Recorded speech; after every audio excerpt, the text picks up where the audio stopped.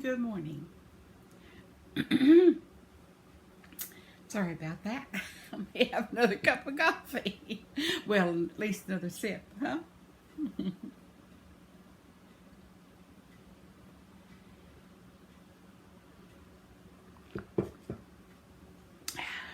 Heard that song? Let's have another sip of coffee? Or is it? I don't remember that song. It doesn't matter. I'm going to. I was thinking today, I said, well, today is Thursday, July the 28th, and it's 7 o'clock in the morning, and it is 78 degrees. I like 78. I'll take it.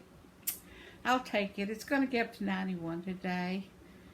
And a little bit of rain, hopefully, after lunch, if everything goes well. We did have a sprinkle yesterday, and my sister and I went out and walked in the sprinkles. It was fun. They didn't last very long, just barely covered the sidewalk, and where the trees were in the sidewalk, there wasn't any rain, so it was very little, but hey, we'll take it.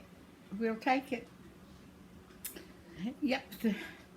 Today's Thursday. Can you believe it? Wow, where does the week go? Of course, I was reading all day yesterday. I read 3 books yesterday, but I'm not reading today. I'm deciding that I will clean house. So I may put on the song Pretty Woman today, or Queen, the one that says, "We are the champions." Something to bring up this body to run in the sweeper and sweeping the floors. And I've been thinking this morning about clothesline. Now, do I get a rope and just attach it to the fence? But I don't like it to sag. Remember how we used to put poles underneath the raised clothesline so that clothes wouldn't hit the ground? I don't want to spend any money necessarily. If I had I guess if I use my shepherd's hooks and take my bird feeder off, I could just hang, clothes hanging on a hanger and just hang them out there. If I want to dry clothes. I enjoy, after that one time of putting the clothes out there in that heat that day, I decided, it just smelled so good. Of course, it is a lot of trouble to get out the door and get that hung out and bring it back in. Especially if I'm on a Hoveround, it's pretty hard. Sometimes I'm on my walker and I can do it more easily because I can put my clothes basket on the walker and then get it out there much easier with my walker than the Hoveround. The Hoveround's just getting out the door, holding the door open, having where do I keep the basket? Do I just put 2 little baskets on my lap, 1 little basket on my lap, and trying to get through the door. Now, I love my glass door, and I wouldn't do anything. I don't want to lose my glass door. That apartment I had over there at the old folks complex, they didn't have glass doors out, where you could open the door and you could see outside. Well, they didn't have that in the handicapped apartments, so all we had was a door. No glass door where we could open it and the light would shine into our apartments, which was so much nicer with the glass door here. But there, no, it was just a door. You either opened it or closed, and there wasn't any light coming through it or window on it or anything. But it is a hassle if you're with a walker or even with a Hoveround, because you've got to figure out how to open the door, glass door, and then you've got to pull the main door closed. It's just a real hassle. But on days that I can use my walker, like I said, it worked out much easier. They said the rain wasn't supposed to come in until after lunch, and they said lightning. They really didn't say rain. we had a lightning storm yesterday. It sounded good. It just didn't produce any rain for us. But that's okay. It's okay. We're still kicking and everything's still okay. But today I've decided I'm going to clean house, put on my favorite music, whatever music I can find that I can listen to. I miss the old-fashioned radio,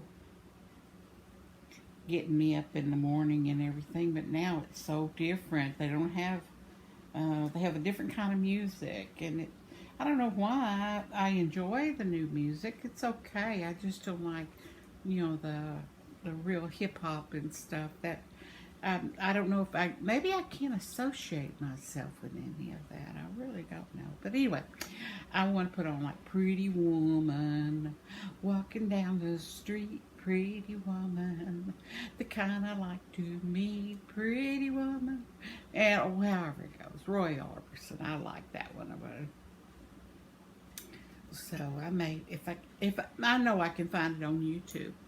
I can play it over. I can put it in a loop, and listen to it while I straighten the house up. Same song over and over, but that's okay. That's okay. I like it.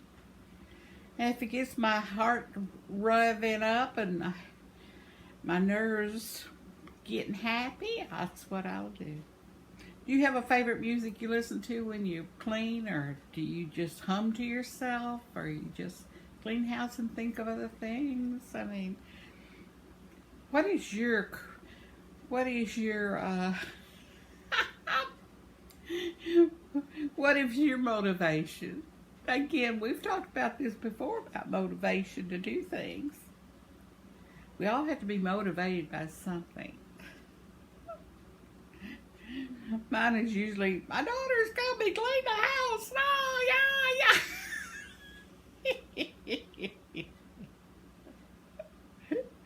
I don't want her to think that I can't clean my house and I have to go in a nursing home. No.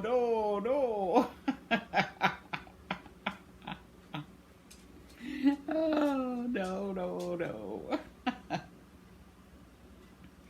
So what have you guys been up to? I didn't see any comments today, so I'm a little early.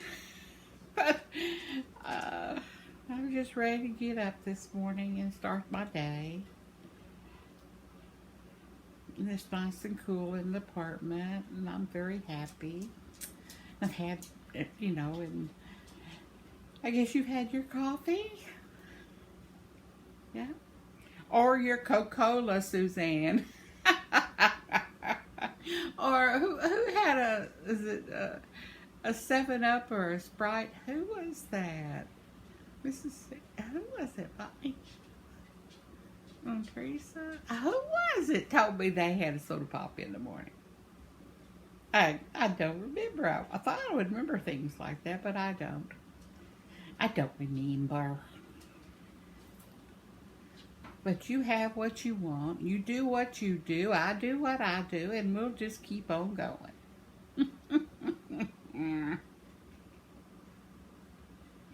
Keep on going. Now here I am. See, I'm putting a corner in there. The double crochet there. And I'm talking, see. So here I go. And I'm making another one here. No, I don't want one there. Even a granny square is beginning to become where I have to think a little bit. I don't think I like to think very much anymore. Because when I get confused when I'm watching somebody and it's so easy and I'm going, wait a minute. I'm not doing what they're doing. Oh, well, like you say. Like we say, what do we say? Uh-oh, I have to take a, no, that's right. No, that's right. I'm doubting myself now this morning, and that's something. Well, pretty soon it'll be August. And what's going on in your life for August? Oh, did I tell you my a Meals on Wheels guy. It won't be delivering my food anymore. They're going to have a new person. He retired.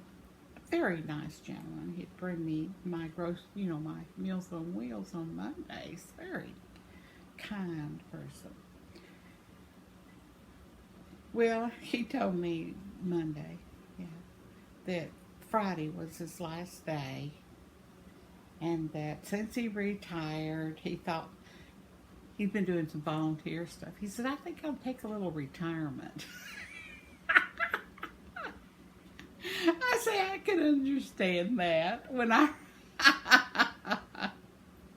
He says, do things that retired people do. I said, well, doing Meals on Wheels is something. He said, but I've done that. I said, I understand. You want to go fishing?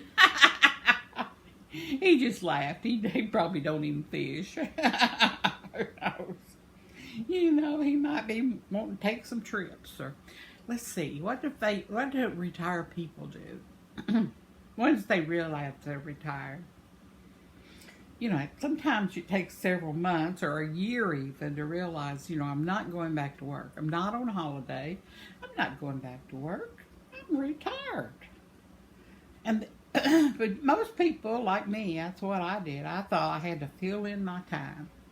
Get up in the morning, and and do something. Just work hard, all the things I've been wanting to do, like I'm on vacation, but I was retired, it's just a totally different, it's just a total different thing, and y'all have all been through it. Some of you have, some of you haven't got there yet, but yeah, sometimes you have to learn how to be retired. It's a graceful kind of plan, as you go through. It's sort of like, I took a part-time, well, really, it started out a part-time job at a library. It ended up being a librarian, which was still a part-time job when you think about it, but anyway. And I went to work, and worked my time and read lots of books and ordered books, found out about new books, and then Penny team come in, and she'd bring these beautiful text books on fiber and the development of the fiber arts from the beginning of, I guess the 1700s. 1600s, 1700s. I can't remember the name of the whole encyclopedia of this. She donated that, and some other textile fiber books, including crochet and knitting, and the art of weaving. And that's and that was sort of like exciting in a library, to bring in new things that people can read and explore, because that would be something of interest to people, and it was. And she brought in some knit works and a bear she had made. She had spun the wool and everything herself, and had created this bear and donated it to the library. Of course, I gave it a prestigious place in the library, and she brought a flag, and because she was a weaver, but she could knit. Oh my gosh, knit, crochet, all kinds of things. Plus all the domestic things that a homestead needs. She just developed it in her home, her and Johnny, and then we had another gentleman and his wife, Jenny, and they would come and to the library. And one day she brought a piece of Berlin wall. Yeah, and I guess when they were in Germany. And of course she didn't donate it. She just show and tell, which is okay. Show and tell's good because I could put it on the Facebook page of the library, and And if I needed it for vacation Bible school, you know, if science was our topic for the, not vacation Bible school, library summer program, yeah. And then he built a beautiful display case and donated it to the library, where I put some books of the history of Williford. It was written by, I think, the original librarian, if I'm not mistaken.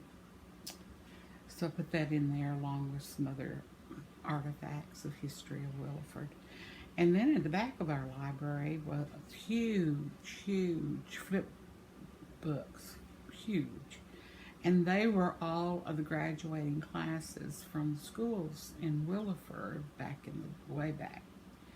And they were putting these huge sheets of plastic, not plastic, some kind of, I don't know, display chart, pages. Wonderful principles, you know, all kinds of stuff like that from the day. I can't remember the earliest year, but it was a long time ago. But what happened was the school closed, and they had all these pictures at the school there in Williford. And so they were put in display at the library since the building was gone. And we had a lot of people come in the library that come through town that were from here. You know, they were looking up their genealogy, yeah, and looking at photos of grandparents or parents or great-great-grandparents or whatever they were interested in. And then on top of that, we had a big display at the top of the library that had all the trophies at all the ball teams and stuff during the history of the Williford Library. And so we had people come in to look at the trophies and stuff. So we had a little bit of flow-through traffic with the tourists that come through. But being in the library was a lot of fun. We had a lot of donations. We had some great summer programs. And it was just out, and, you know, it's not like a real town. It's not real. Anyway, the town itself only had 73 people in it, according to how many babies were born and how many people passed on.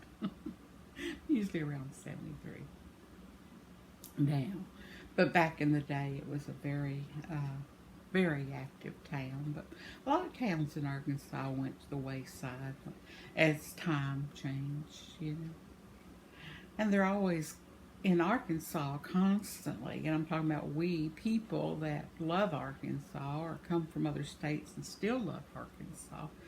I don't mean still, but love hearing about Arkansas and stuff, come and buy stores in little towns and try to develop them in the restaurants and stuff. Like most states, I imagine. It's sort of out of the, you know, they're out of the main road. One thing about Hardy, though, Hardy's not, I think it's 7 miles from Williford, maybe 10. But both were on, you know, close to the river, which is Spring River, main river coming down from Missouri, and it's all fed through this open in the ground in Mountain Springs, Arkansas, and the water comes out of this hole and just comes right out of the earth, and it just feeds the whole area. And I think it runs down to, anyway, it runs through the state a little, you know, but a lot of people come there and do the canoeing, a lot of canoers, kayakers, fishing, trout, a lot of trout places up and down there. And the town sits right on the river, Spring River, the town of Hardy, which is sort of a fork in the, a pretty major fork in the road that would go, that would be a stopping place when you're going north in Arkansas up to Missouri. I think it was 35 miles south of Missouri line, which is, yeah, North Arkansas, which is, yeah. And it's a beautiful place to live. Oh my gosh, if you hadn't seen the pictures I've put up where I lived up there, I'd still be there if I could have been. But anyway, beautiful, beautiful. So I thought I would just be a librarian for a while, and I did until I had my first heart attack. And that sort of scared me. I don't know why. I'd already been through cancer. They said I wouldn't live through that, and I did. So, you know, it's like they give up hope. They don't think I can do something, and I just keep on going. But anyway, I gave up the library because I just thought, you know, life's too short for me to sit in the library. Even though I enjoy it, I need to do other things, you know, things I want to do before I die.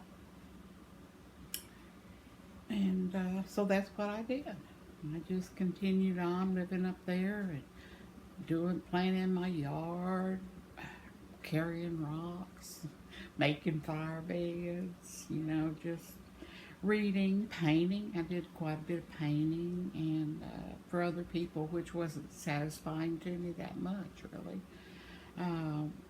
It was more satisfying to paint for myself, but then there was always a challenge of where you're going to keep your paintings.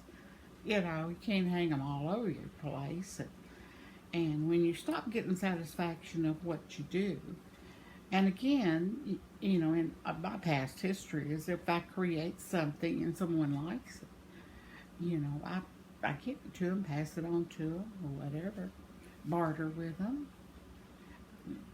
But and then I did that for well, I could still do that. I just haven't set up a place here because I've been busy. I don't know, doing other things, and I don't have room to put my canvases or anything, you know, when you move like I do right now. So, but anyway, you just have to keep doing. Now, if you're walking, if you've got a car, do what you want to do when you retire. You know, travel if that's what you want to do, but don't just sit, not unless you want to. Now, you know, we can just sit if we retire. You know, there's no problem with that. I called my sister one time, I remember, just when I first retired, and I said, I'm so tired, I think I just want to take a nap. She says, who's telling you can't? I said, that's right, I can take a nap, because I felt like I had to be doing something. You know, there's got to be something to be doing, because that's what we've always done. You know, when you work into things you need to do between the times you're actually working on a job or tending the kids or running them somewhere. You're doing all this stuff, and all of a sudden it goes away, and then you just have your job and your husband and that kind of thing, and then the next thing you know, your husband's gone, and you're there and go, wait a minute. So you have to change with the flow. That's change, not with the flow. You just change with the path as it comes to you. We've talked about that before. But that's the way life is. And again, I'm talking too much, so I'm going to stop for the day. And thank you for coming by and seeing me this morning. And remember, you're special. Very special. And remember, if somebody doesn't think you're special, they don't know you very well. Remember, God has the palm of His hands. And pray for Mother Earth and our wonderful bees. And take care of yourself till we talk again tomorrow. Bye-bye.